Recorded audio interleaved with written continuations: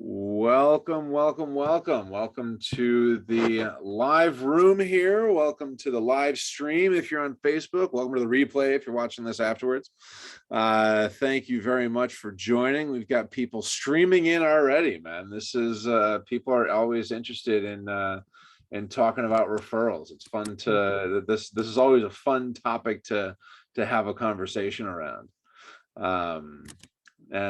So we're looking forward to seeing how the conversation goes today. As we bring people in, we've got about 10 people or so on so far. But yeah, so we'll keep them coming in. Give it a couple minutes for people to realize that we went live and hit the button to accept and join the room. But yeah, it's good to see everybody here. Good to, Jared, I'm seeing you, Jerry, Paul, seeing all you guys. Thanks so much for joining us, Sage, Regina, Eddie.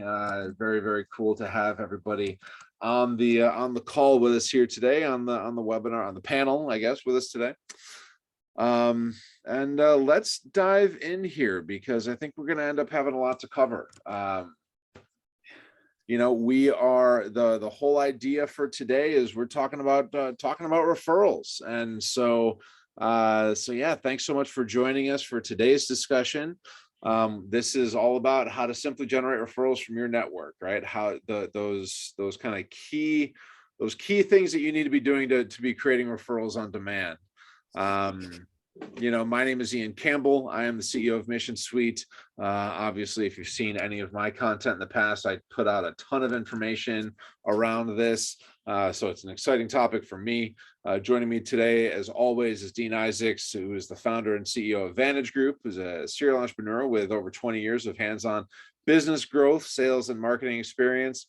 He works with business-to-business companies across the U.S., ranging from startups to Fortune 500, and he loves helping small and mid-sized businesses achieve growth goals by developing and implementing high-impact sales, marketing, and growth strategies. So before we dive in today, I do want to just kind of quickly address a couple housekeeping items. As always, we are going to be taking questions throughout the session today. And so if you're on Zoom with us here today, do us a favor, use the Q&A button on Zoom. If you're on Facebook or watching us on streaming, then definitely just fire off some questions inside of the comments there. We'll keep an eye on that. If you're watching this, if you're watching the replay of this here, then drop your questions down in the comment section, and we'll make sure that those get answered as well. So thank you for that. Just help us to kind of keep things as streamlined as possible here. We definitely appreciate it. So let's dive in here. Let's jump into this. Last month we actually kind of wrapped up talking a little bit about referrals, and of course, as per usual, that's where a lot of the questions came from. And so when Dean and I were talking about what to do for this month's session, we decided let's give it a shot and really focus on answering some of the questions that people tend to ask us when we are having these conversations. So Dean, you want to kind of anything you want to kind of kick off here before we as we jump in? Yeah, other than just saying, referrals are the core of most people's business, right? Especially before you figure out all this other marketing stuff. You hope people are going to say, I know somebody that needs to give you money, right? That's the goal of a referral. And so we won't talk about, we know referrals are usually better quality leads, they convert more easily, and people spend more money. We know all that stuff. That's why everybody registered for today's session. So we won't spend time there. But I will say that we're going to cover a whole bunch of ideas. So anybody that's on the call, have your pen and paper ready. We're going to be hitting you with a whole bunch of ideas. Some are going to be like, well, yeah, I already do that. Well, there may be other people on the call that don't do it. Right. And the fact that you do this particular thing, is there a way to optimize it as well, to make it repeatable and scalable too? So we'll get into a whole bunch of ideas. We'll break down how to produce enough inbound referrals where you can rely on them, right? That's the goal. Right. It's this whole roller coaster of referrals that kills a business because you never know when the next introduction is going to come. So we want to get you past that and make it more predictable. That's it. And, I think you bring up a good point that as good as our referral marketing or referral networking, what have you, tools are and with our processes, you can always make it better, right? There's always something that someone else is doing that you're not, right? And so kind of thinking about some different things that are going on. And, one of the first thing that we have kind of in our notes here is something that I don't actually talk too much about. When I talk, most of the time that I talk about referrals, I talk about building your referral network, right? And so it's one very specific world or section of referrals.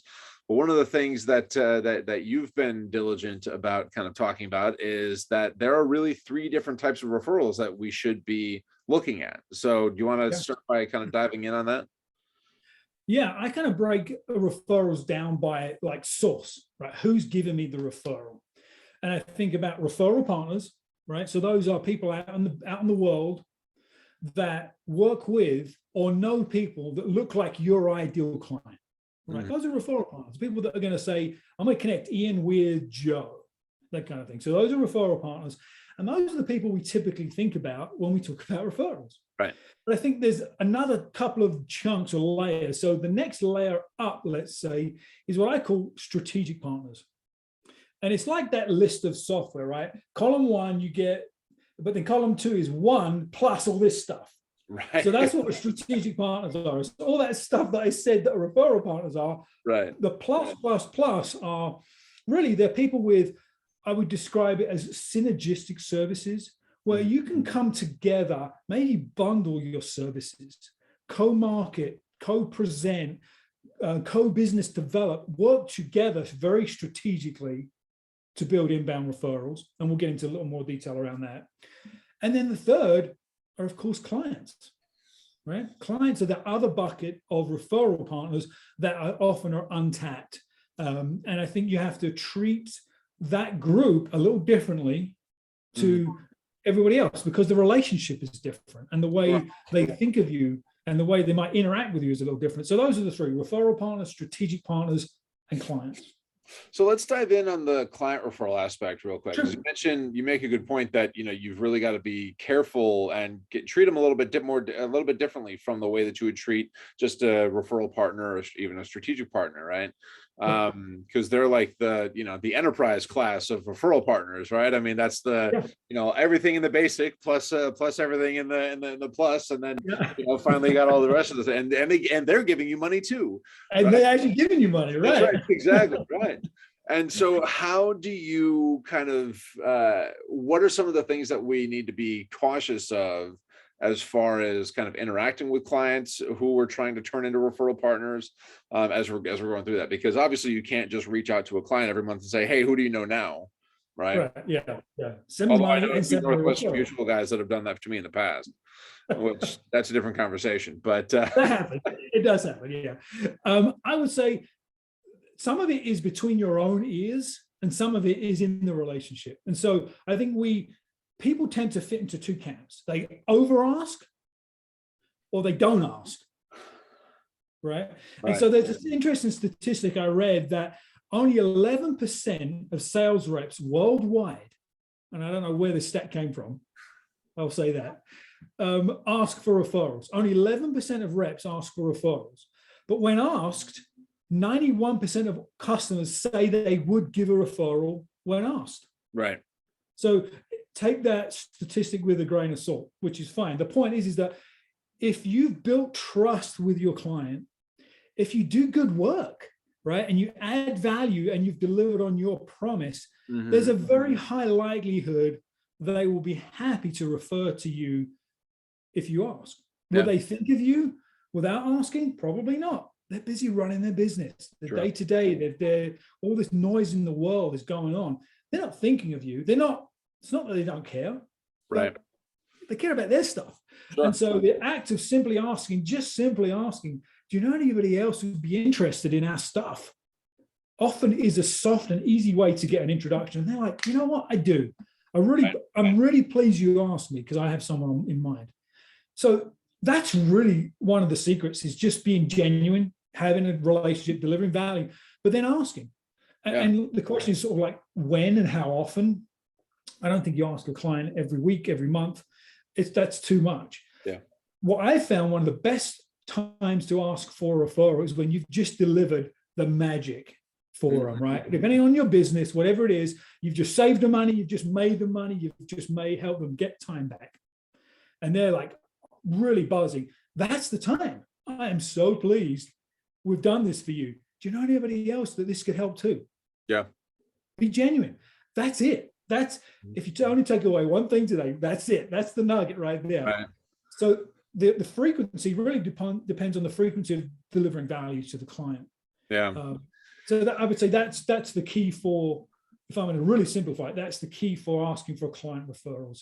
And do it in person too. Have a conversation. Don't send an email. Don't send a text.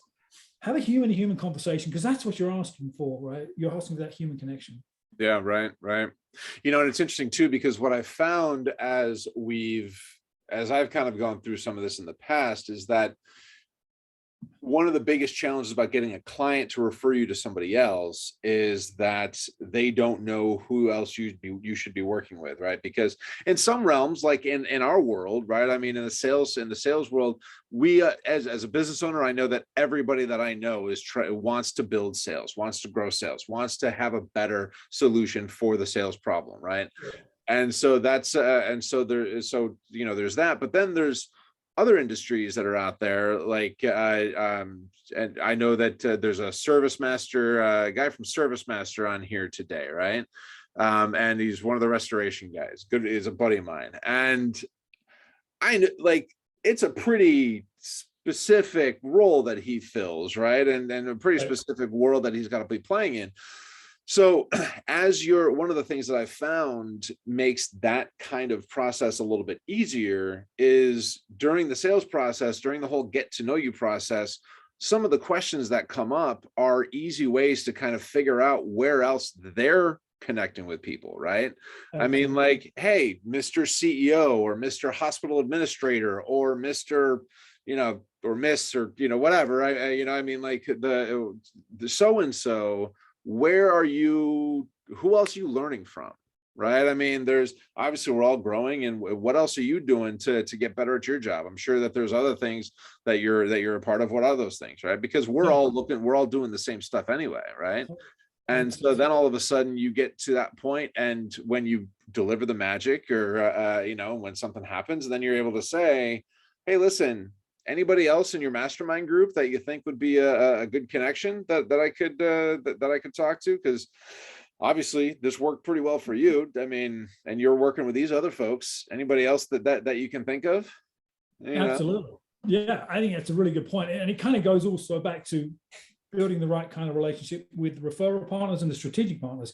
They have to know who you want to work with, and you have to know who they work with, right? So even when it extends to that client, and it's funny because there have been times in the past where a client has said to me, "I'm not going to refer you." So I don't want my competition, right? My competition knowing the stuff that I know. So that's the greatest flattery you can get. So I'm like, okay, totally agree. I don't need to work with your competition, but who are your suppliers? Who are your vendors? Who are your partners? Who are your clients? Right? Who are the other people in your world that can still benefit from this kind of thing? And actually, maybe even an indirect benefit to you as well, because if they're better at that, it may have a positive impact on your business too. That's true. Okay. And then it connects the dots for them. Right. So I actually also think that if you've got relationships, you can have a little fun with this as well. Oh, sure. And then you bring sort of jokes and levity into the conversation, it breaks down the awkwardness as well. Yeah. You're sitting there saying, I'm not going to leave the office until you give me 3 business cards of people that that I should call, like the old school wealth managers. Yeah. That's no fun. I'm not going to do that, right? It's not going to happen. So have a little fun with it.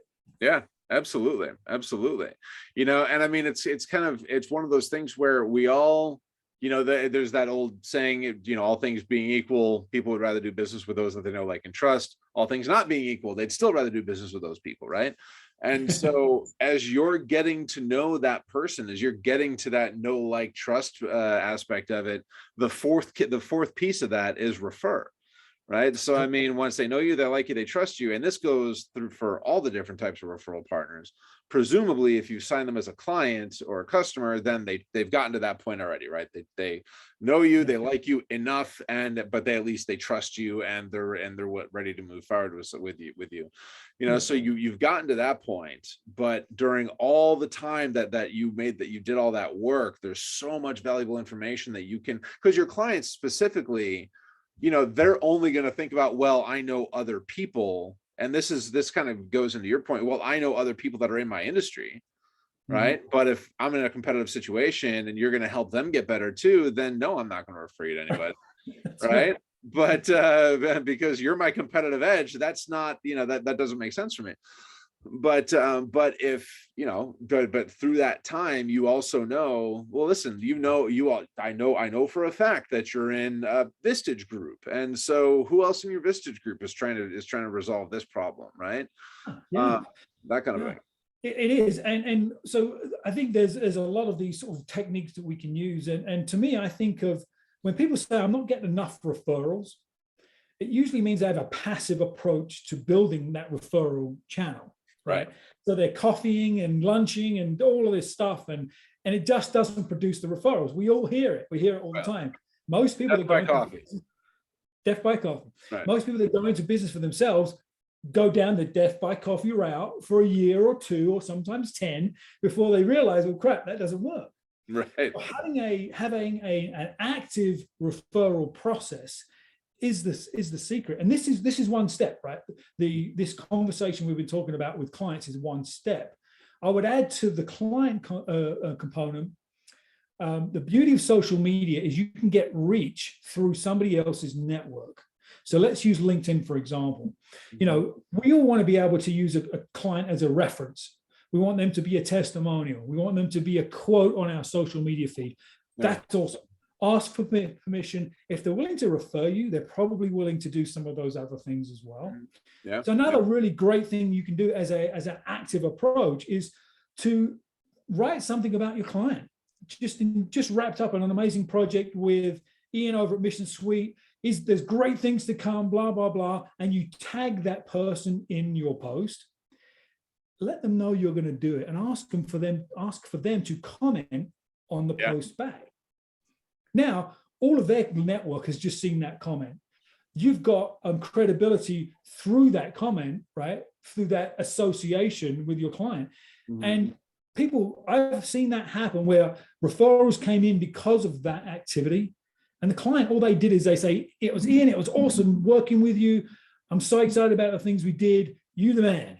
Yeah. And that comment back gets reach, and it also can create inbound referrals. So that's another really easy thing to do. Yeah, for sure. You know, and I mean, we'll dive into this, I'm sure, and when we start talking about referral process, but using this kind of referral mining approach, right? And because I mean, you can get, I mean, there's all sorts of information that you can get. But the key thing, especially when it comes to clients, in my experience anyway, is that you've got to ask, right? I mean, you've got to be direct in what you're asking for, because again, clients aren't going to know who to refer you to. Referral partners and strategic partners, which we'll touch on, which we'll kind of dive into next, they should know who you're looking for. But you're not going to sit down with your clients and say, oh, so these are my ideal client types, you know, anyone from between 5 and 30 employees, and, maybe about 5 million to 30 million in revenue, right? I mean, you're not going to go through that whole thing, right? No. Doing that with referral partners is an important thing, but with a client is a different story. And so you've got to be really, really specific and actually be proactive in the ask. I'm looking for somebody that does this role, that is in this role in this kind of a company. Do you know anybody? Who do you know that fits that, right? And I think that's actually something that the way that you ask that question too is something that I learned from somebody else, I don't know, a handful of years ago, that saying, who do you know, that gets them thinking about, activates the brain in a different way than just saying, do you know anybody like that? Because it's because there's an assumption that that I'm sure you know somebody in that world, and then you start thinking about it in a different way, because it's like a mix of a challenge and And, Yeah. you know, and like, well, the need to prove yourself, right? And I do Right. know people in Right. that role. Yeah. Yeah. Well, and it's like any good question during the sales conversation. You ask the question and then you shut up. Right. Yeah. Don't fill in that gap, that feel like you've got to fill that silence. Right. Let them think. You just ask them a question. Yeah. Let them think. Let them think. And if they're truly struggling after maybe 5 or 6 seconds, because that seems like an eternity, right? You know, what about the vendors you work with, or your other trusted advisors, or whomever the right market is for you? Yeah. Then you can sort of give them some direction, but ask the question and shut up. Let them respond. Yeah, absolutely. It's funny, you know, we so, you know, as you know, and a lot of people that kind of follow us know, I'm raising a 2-year-old, right? I mean, and so my wife and I, you know, let's be honest, my wife is you know, significantly better at all this stuff than I am, but you know, she's reading a lot of the stuff that like we give ourselves and each other, you know, when we have bad days, right? Like it happens all the time. And we're like, okay, you're just having a bad day. But for some reason, when you know, when it's our kid, it's like, no, you don't get to have a bad day. You don't get to, you know, to be moody, whatever, right? That sort of thing. I find we have that same kind of mentality when it comes to asking questions of clients, whether it be through the sales process or through anything else. Like if you and I are having a conversation and I'm talking and I ask you a question, it's natural for me to just kind of say, to give you a little bit of time to figure out what you want to say, think about your answer, and then let you respond. Right. Right. Right. For Yep. some reason, when it comes to a client or a prospect, we don't give them that same thing, right? We feel like we need to keep guiding them along the way. And you're just like, so it's important to just be able to stop talking, right? And maintain that. It's a sales skill that you learned a long time ago. It translates here too. Totally right. Absolutely. Oh man, very cool. Okay, so let's talk a little bit about kind of the strategic partners and referral network aspect of this that we kind of brought up here. Because I think that's definitely important. The strategic partners in particular, because there's a distinction that we need to make sure to make when we're talking about just a referral partner and an actual strategic partner. So can you dive in a little bit on that? Yeah, of course. So we've talked about referral partners, and you can use any analogy you like to categorize your referral partners. Your A's, your B's, your C's, your home base, your first base, whatever the analogy is. But at the top of the pyramid, or that small group, usually let's say 10 people, give or take 5 or so, that are super well connected with you and you are with them. They clearly know what you do. You clearly know what they do. They know how to find introductions for you and are actively making introductions, right? That's your top tier referral partners. But it's just, I say just because it's highly valuable, but it's just introductions. Right. That's all it is. It's people looking for ways to introduce you and you're introducing them. That next tier is the strategic partners. As I said earlier, it's looking for opportunities to literally co-sell, sometimes co-market, package your products and services together so there's a more of a synergy in the marketplace, a bigger opportunity, perhaps. That's what a strategic partner is. So you sometimes they're also known as, well, not also known, a piece of that could be an affiliate program, sure. Right?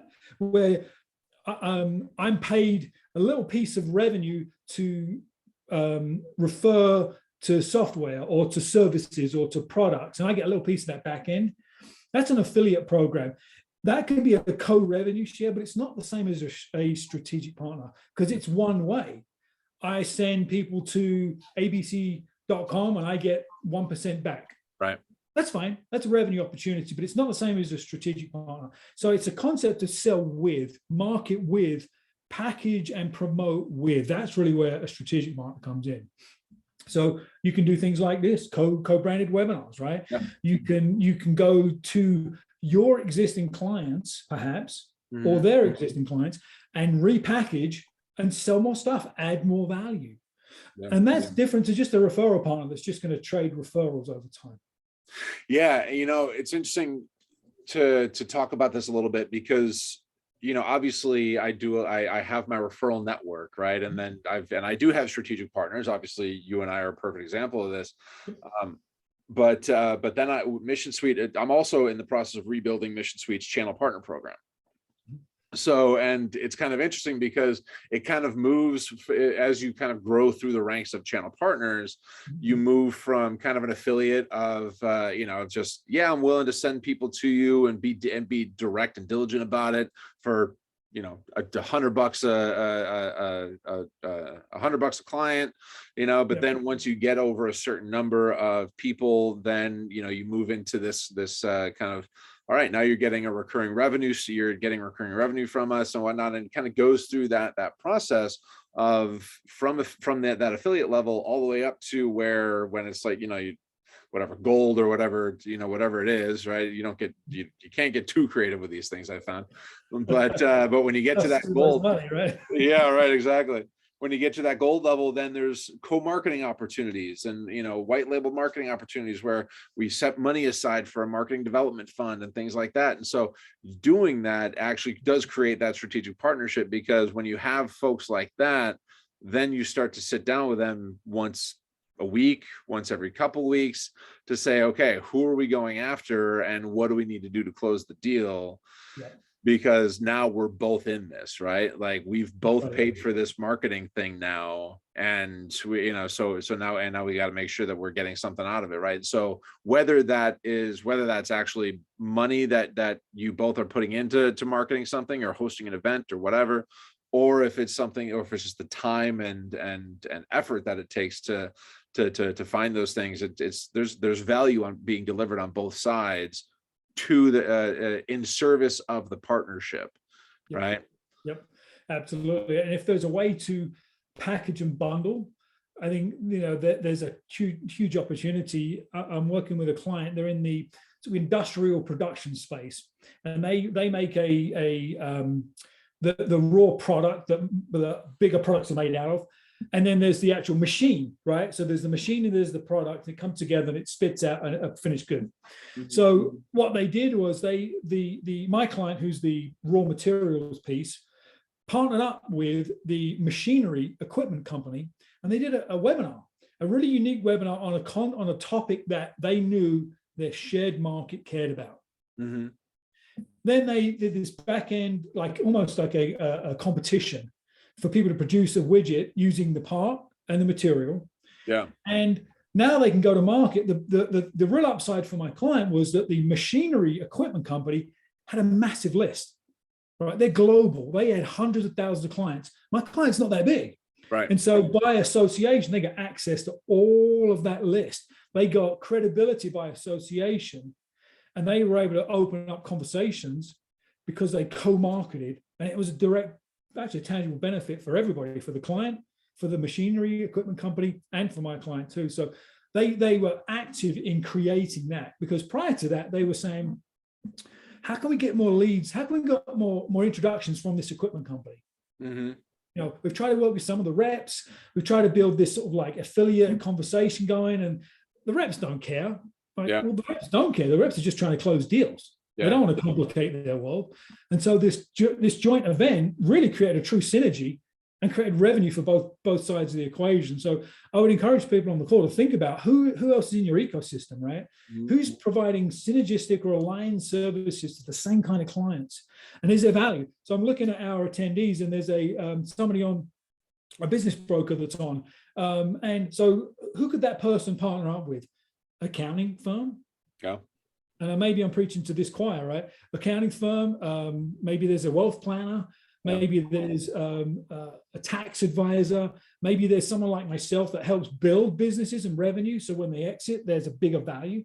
Yeah. There's lots of ways to partner up. And instead of asking for that one-off referral, be active in building that referral channel. That goes back to active versus passive.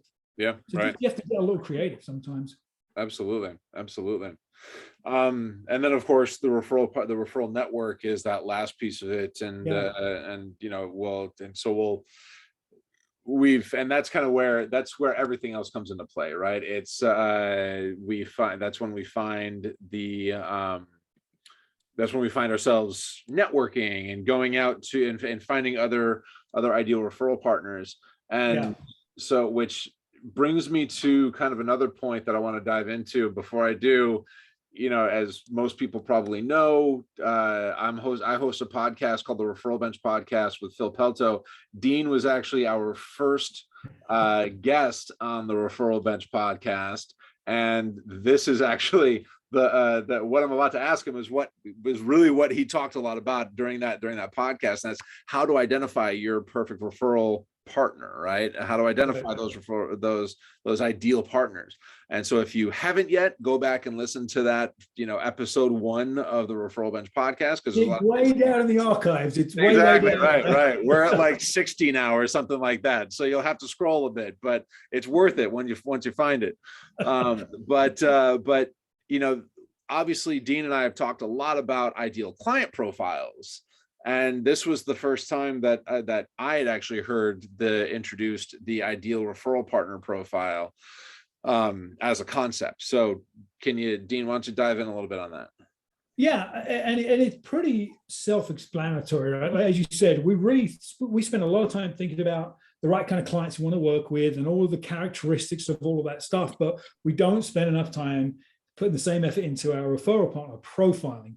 And so I really think about it in the very same manner. The closer we can get to this ideal profile and find people that fit it, what you'll find really quickly is your inbound referrals will go up really, really quickly. Mm-hmm. You as we've said, death by coffee, right? You meet lots and lots and lots and lots of people, and they don't turn out to be referral partners that are going to be productive. Here's the reason. They either don't really have it in their DNA to want to give. Mm-hmm. Right?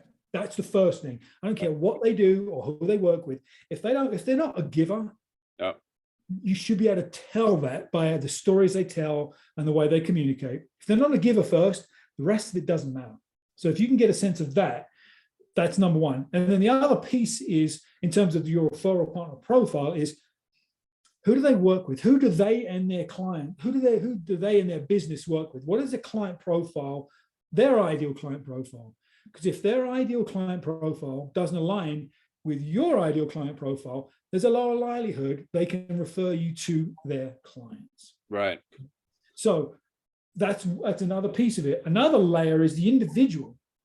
If you're talking to a salesperson, right, and they're like the door opener, mm-hmm. They're talking to the prospect, they're kind of getting them across the threshold. But once they land the deal, they step out of the relationship. They don't have a long-term relationship. That may or may not be a good referral partner for you because they don't have a relationship. Mm-hmm. Right? If it's a business owner that has an ongoing kind of dialogue with clients, it could be a really good referral partner. Right. So think about who that individual speaks with within their client base and within their world. Are they talking high enough on the food chain, in the right areas of a company that you would want to be connected with? And they having the sort of the right level of conversation. Mm-hmm. So for me, I'm talking to business owners about their strategy and their direction and growing their business. It's fairly strategic. So if I have a referral partner that's just they're focused on HR compliance, and they're only talking to HR managers and directors, great, just not a good fit for me. Right. So that's part of like really developing this referral partner profile. So you can really quickly hone in on who are the right individuals. And you can ask your A-level referral partners, who else do they know that fit that profile? Right. Cut through all the noise and get to who they're connected with that you can reciprocate with as well. So that's sort of the referral partner profiling process, much like client profiling. Yeah, absolutely. And another thing I would add to that is that you kind of touched on is the industry that they're in, right? The industry that the company that partner is in. Because, for example, if you touched in, because you talked about who they're talking to and things like that, right? Well, I mean, I may have like an HR consultant, for example, maybe talking to a business owner, but their conversations are so far apart from where I am that realistically it's going to be a 1 in 100 shot, 1 in a million shot for them to actually refer someone to me, right? Yeah. Or for that to come up in conversation. So being able to kind of identify that, and that's kind of where that ABC, home plate, infield, outfield, whatever your kind of nomenclature is, it gets to be really important because, sure, if you can find those folks and you can kind of delineate people in that regard, it always feels a little kind of gross to kind of say, oh no, he's a real A player, he's a B player, he's a C player, right? I mean, you never want to do that, but it's important because the only way to actually build referrals from these folks is to spend time with them, is to be in touch with them, and to be intentional about doing some of this stuff.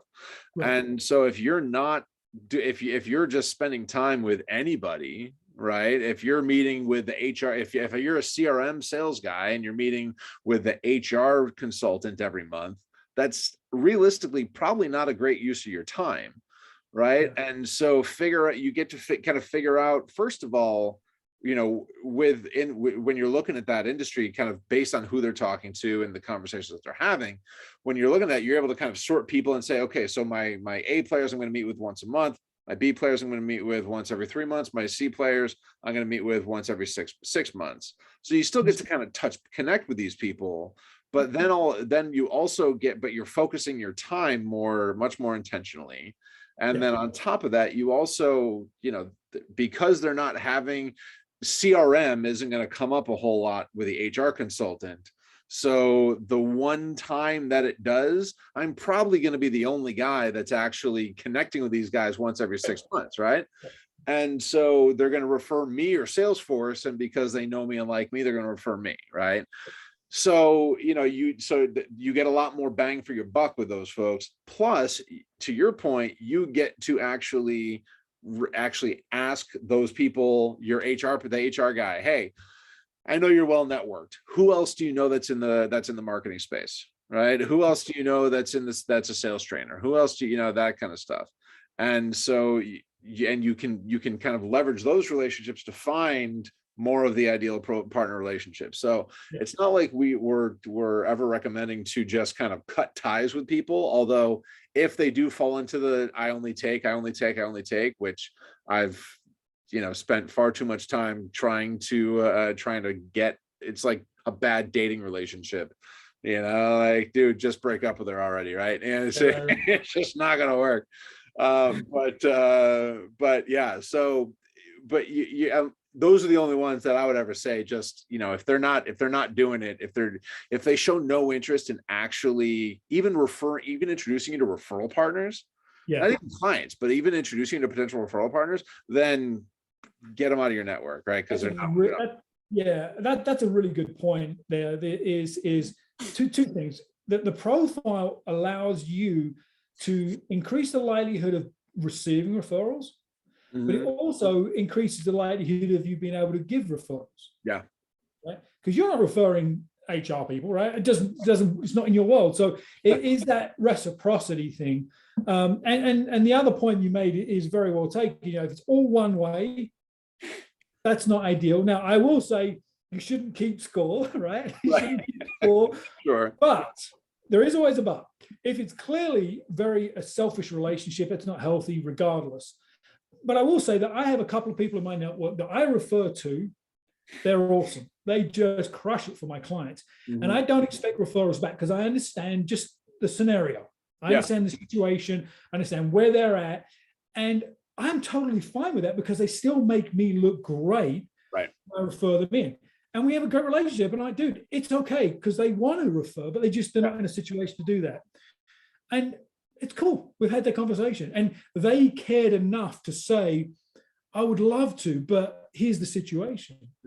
I'm fine. I'm fine with that because that's sort of like intentional, if you will, right? It's agreed upon. But the third part was you don't always have to introduce clients. You can introduce other referral partners, and that's something that anybody should be able to do. Exactly. And really, you know, to your point, I you know, like you never want to keep score, right? I mean, it's because you figure it out. I mean, these kinds of things. And if you do, and I think it's okay to keep a running tally to see how productive a referral partner is, especially if you have, like, I've got 3 sales consultants in my network, and 2 of them make 10 introductions. One of them makes 3 in the same amount of time. Well, maybe I need to find a couple others that are, you know, that are like the other 2, and leave that guy by. So I think that's okay, as long as you're not saying, well, I made a referral, where's mine, right? I mean, it's never going to be 1 for 1, right? It's just exactly right. It's just Yeah. Yeah. That's it. And I think it's Yeah. important too, your other point about, there's time, like for me, for example, and I mentioned this last month too, like you and I are perfect referral partners, but I'm going to have significantly more opportunity to refer you than you are for me. Because in my world, people don't change CRM just because they want to change CRM, right? It's not it's a process, and it takes a while, and you got to go through it, right? And so it's not like it's just something that you're going to do, that you're going to find.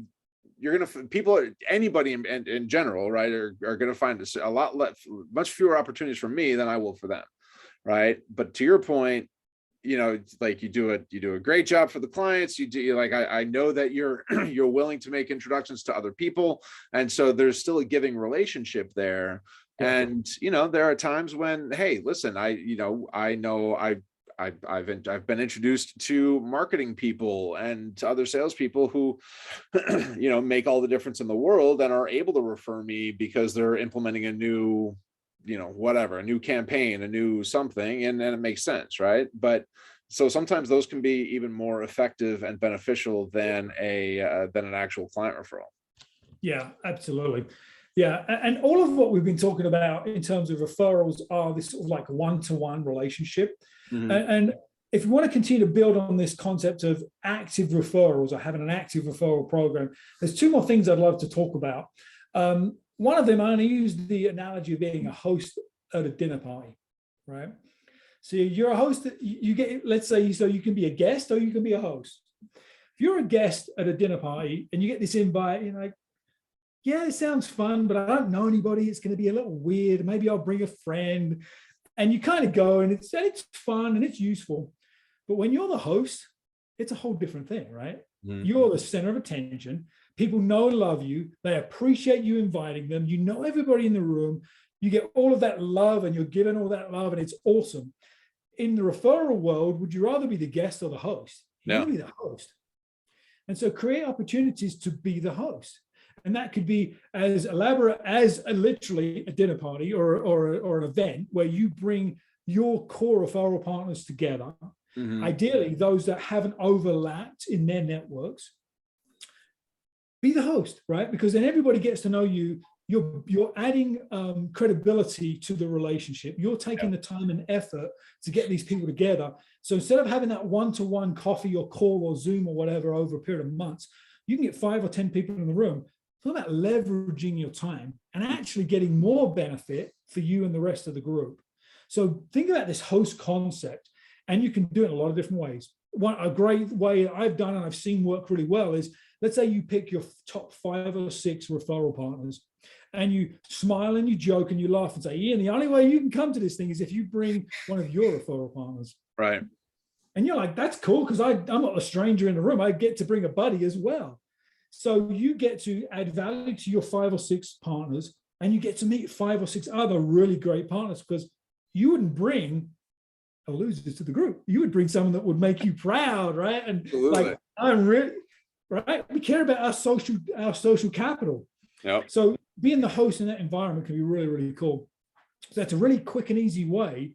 And you can do it regularly, and you can mix up these groups, and it can be virtual or it can be in person. It doesn't have to cost a ton of money. You don't actually have to host a dinner, right? It could be anything. But the concept of being the host. Sorry, go ahead. No, I'm just saying, just the concept of being the host is really, really powerful. Yeah.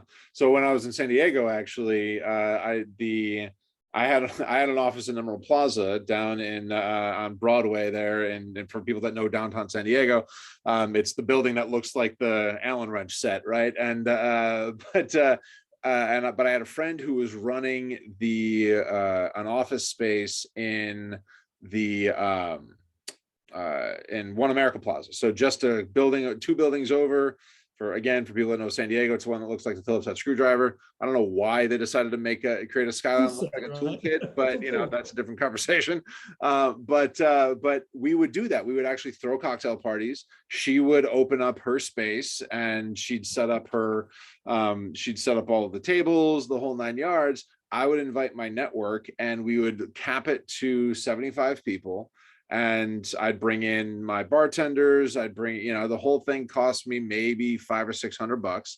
and they donated the space for it, right? And so it was incredible, and she'd find the food too, but it was incredibly inexpensive. We do them once every month or so, and it was the best marketing, and it was best marketing for referral partners that I ever did, because again, to your point, I mean, you'd bring people and people would show up, and again, everybody loves the host, right? Especially if you're offering free food and free alcohol. Oh man, you're the best friend. Exactly. Right. Yeah. Yeah. So I think that approach, as you can go as big as you want, Mhm. or as small as you want. Another approach is what I call the 4x4 approach, which is where if you don't like that big room of people, just get 4 people together. Yeah. 4 people, you can actually have a really intimate and in-depth conversation with 4 people over lunch or a Zoom or a coffee. It's a completely different feel to this big group. So, you can adjust this thing based on your style and preference. And again, if you're bringing a small group together, really be thoughtful about who you bring to the table. People that don't know each other, you see synergies, there's value in bringing it all together. So that's part of your active referral process. The last part I would say about the group concept is, I actually have a friend that's a financial planner, and he does these cool dinner events, right? These events, and he gets a partner and all that. And he says, it's so stressful when I show up, I'm trying to meet everyone. And he said, and sometimes I don't get to meet everyone. And then I don't know what to do. I'm like, dude, why don't you get them to RSVP? Yeah. Yeah, right. Or have them sign in, or drop a business card, or don't let a stranger come in the door and then leave. Right. Yeah, you can control that. And then you can say, Ian, I saw you at the event. I'm so sorry. I know you wanted to talk to me. Let's just get together afterwards. You Yeah. should never let that connection, that potential relationship walk out the door. Don't do that. Right. Have control, RSVP, referral, whatever it is. Know who showed up, because the key is, like in any networking event, whether it's something you host or you go to, the effort of the event is just about meeting people. The relationship's built afterwards. Yep. So you have to have an ability to follow up. We can get into automation, all that stuff in a minute, but have a process for following up. And it starts by capturing their information. Yeah, right. And that's an interesting, I mean, it's a great segue into the topic of how to make follow-up more effective.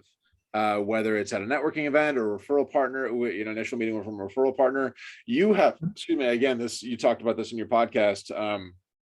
And there, for everybody else, there is more on that podcast. So that you should still go listen to, even though we're talking about a lot of the things that he mentioned. But you had talked about the fact that after an event, after you meet with a potential referral partner, after that first meeting, there's some very specific things that you make sure to do.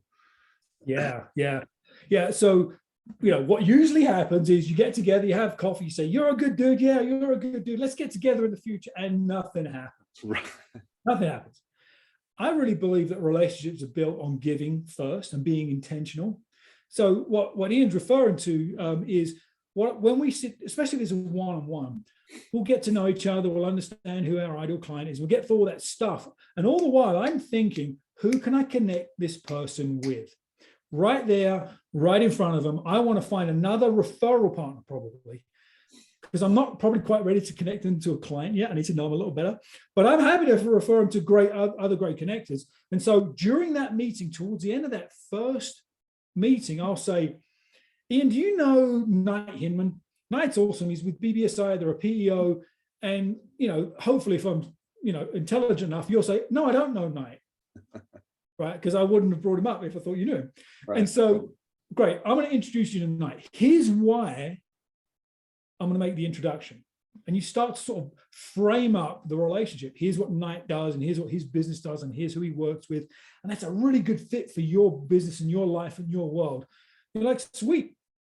And then that day, make the introduction. Don't forget. There's nothing worse than making a promise and not following through. Right. So by the end of that day, worst case, the following day, you've made that first introduction to a brand new referral partner. And they're like, holy cow, this dude's for real. Right. And when they meet Knight or whomever it is, they're like, Knight's a good dude. They already start to see the value in the relationship with you. Right. So that's the first thing you do. The other thing I do before I leave that first meeting is I schedule the next meeting. And usually it's a month out. I tend to meet monthly with the new referral partners as I get to know them. And then we kind of figure out where that shakes out from there. But so we schedule a meeting for a month out. And then before we get together, the week before we get together, I make another introduction. Because by then I've already got a sense of who this person wants to meet with. And I'm thinking about my LinkedIn list and I make an introduction. So they've got 2 connections before we even meet the second time. So what happens when they come to that second meeting? What do you think they're thinking about? They're thinking about who they can do this, who they can pay you back with. Right. Thank you. Right. It creates an active referral relationship. It establishes tone right off the bat. Versus us getting together for coffee for 6 months and just kind of keeping an eye out. Well, I'm going to find somebody connect to Ian one of these days. I know I will. It doesn't happen. Absolutely. And that cadence makes a huge difference. Yeah, and I think one of the things that that you touched on there that personally I think is hugely important is that you've got a process specifically, right? Because everyone's is going to be different, right? I mean, and so you meet with people once a month for the first few months or so, while you're getting to know one another. For me, I meet with people once every 3 months, and there's reasons for that too. And I mean, but whatever your thing is, like I always I don't schedule the follow-up meeting at the first one, because I want to show that I want them to see that I remember to send the email, or oftentimes I'm bragging about this automated referral follow-up process that I have, and I want them to see that, right? And so those types of things, I mean, but whatever your thing is, first of all, know what you want to do, but more importantly, know why you want to do it, right? Because that's the only reason that you're actually going to maintain it, and you're actually going to continue kind of pushing the ball down the field. Because otherwise, referral partnerships, with the way that most people network for referrals, is they meet once and then they have coffee and they say, oh yeah, great time, whatever, and then they walk away and they never talk to each other again until they're at the bar, right? And then they meet and they're like, oh yeah, it's is it Dan? Yeah, right. And at that point you're just like, sure, why not? Doesn't matter anymore. Right, exactly. But I mean, whatever you do, like, from one of the things that I started doing after at each meeting, one of 2 things, depending on what the meeting is.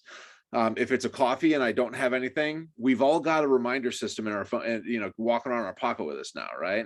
Something that buzzes and bings and dings and the whole 9 yards, right? But if you have your computer with you and you have it open and you're looking at stuff, whatever, create a draft email for yourself. Put the name of the person that you want to send the referral to and the person that you want to refer into the to field, right? Put both people in there. Put a networking introduction or whatever, and then make sure and save it to your draft folder and close it out, leave it open, whatever. But having that started is going to make sure that unless you decide, what, this guy actually just sent me a referral and an introduction, and it was like his mom, and but unless you decide that you just don't want to make this introduction anymore, then you can, it's you always have that reminder, and I found it to be a great way to never forget to follow through with a promise that you make. Yeah, I love it. I send myself emails all the time like that. So it's like, I would literally open my phone and say, intro Ian tonight, send it to myself. And then it's there, right? That's that. So whatever systematic way you can use, whatever technology you can use to leverage, that's what it's all about. It really is. I mean, it makes a huge difference. Then it's not a manual, like grabbing sticky notes and all this other crazy stuff that's just not scalable. Yeah, right. Exactly.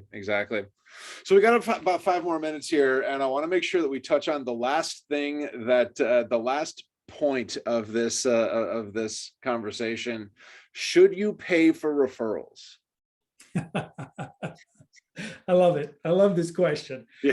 and of course, my typical response is, it depends, right? Yeah, right, exactly. So there are some industries that prohibit paying for or receiving money for referrals. So if we sort of acknowledge that and set that to the side, then it's more of a philosophical question than it is anything else. Generally speaking, my experience is, and what I believe in is, I want to give a referral to have an impact, to help the client, the referral partner, the whomever. And I believe, and it's been proven to me over time and over again, those come back. Right. It may not be through that individual, but somebody else. I get, the referral network spins. So typically I would say my preference is don't, because it also changes the intent of the referral, right? If I'm making a referral because I know I'm going to get a few bucks back, it may not be the right fit. It may be just okay, but I'm going to make a few bucks on the back end. I want to make it happen. Yeah, right. So it can change your intent, right? It really can. Yeah. There are times where it does make sense though. So let's say, for example, a strategic partnership, right? Where somebody has teed you up so well, has pre-sold you perfectly. You literally have to come in, shake a hand, kiss a baby, and the deal's yours. Right. There's money, that's worth money, right? Because you haven't had to spend time and money on marketing and sales and all this stuff that takes time. So to me, there is a worthwhile monetary exchange. And I have some relationships like that. Sure. Where I know if this person brings me in, I've already coached them on how to introduce me for that particular deal. It's a done deal. Yeah. It's a done deal. So generally, probably not because of the reasons I described, but there are always caveats to that. Right. And I think it's important to, because there's two thoughts that I have on this. Because I think it's important to make a distinction between developing a channel partnership or a strategic partnership like that, right? So, like for example, and to your point, you mentioned that they know, that this person, every time that he refers you or she refers you, it's like the ball is on the tee. All you got to do is step up to the plate and, not fall down, and you're going to get at least a couple bases out of it. Right. Make contact. Right. Yeah. Right. Exactly. Right. And, so, I mean, it's like, as long as you don't trip over yourself, you're good. But and then there's the channel partnership where, in my case, where I know that, XYZ agency is, whenever they make the introduction, it's literally so that we can process the payment, right? And that's it. And so it's and that's truly the extent of it, and it becomes really effective in that regard. Because I mean, it's and so that's worth paying for, because like you said, everything is all done. I don't think it's a bad thing necessarily. I don't think it's a bad thing to pay for referrals, right? What I do think is sketchy is when you stand up at when you're going around the table at a networking event, you stand up and say, "Hi, I'm Ian. I do this, that, and the other thing. And oh, by the way, we pay for referrals." And then you sit down, and all the conversation that you have is, "We pay for referrals. We pay for referrals." And when we get together for a one-on-one, you remind me, "Hey, don't forget, we pay for referrals. So anybody that you can introduce me to." That's when it gets just to be a little gross. Right. I mean, and you walk away just feeling a little sticky from that kind of a conversation. So, and again, to your point, I'm not referring you because I like you anymore. I'm not referring you because I trust you. I'm referring you because you literally just made me walk away feeling just like a little creepy crawly, right? But I might still refer you because because I might make, $500 off of it, or Well, when I hear somebody say, "I pay for referrals," my human brain immediately goes to, how much? Yeah, right. Exactly, right. Versus, let me get to know you better and make a great referral. It's how much? Right. So it does cloud the conversation. And again, it's not always bad. And there are some industries that it's expected, right? So obviously, if you're in an industry where sort of paying for referrals is expected, then that's just what it is, and that's okay. That's okay. Right. But generally speaking, if you're coming in to make an introduction for doing the right thing, to build value, to build relationships, have a bigger impact, the money will follow in some way or another. Right. I truly believe that. And if you can make a few bucks on the referral too, and it's a good fit, that's up to you, right? But that's key. It's got to be a good fit. It's got to be a good fit. If it's not, then everybody's going to hate you. So. Yep. Well, we are at 3 o'clock here. This hour has flown by, you know. And They always do, right? seriously, and I feel like we could fill another hour with more conversation about this. But I'm currently on the East Coast, and the sun is apparently setting, and I'm getting a little Phantom of the Opera thing going on here. So, you know, I think it's probably time to wrap this out. But to everybody who was able to join us today, thank you so much. If you have questions, if you have thoughts, you know, definitely check out the replay. It's going to be on Facebook, YouTube. It goes out to our social channels, the whole 9 yards. So you know, check it out. Leave us some comments on the you know, on the excuse me, on the videos, and we'll get answers for you, and we'll rock and roll from there. So with that, we'll see you next month. Awesome. Thanks. Good seeing everybody. Cheers, guys. Bye. Take care.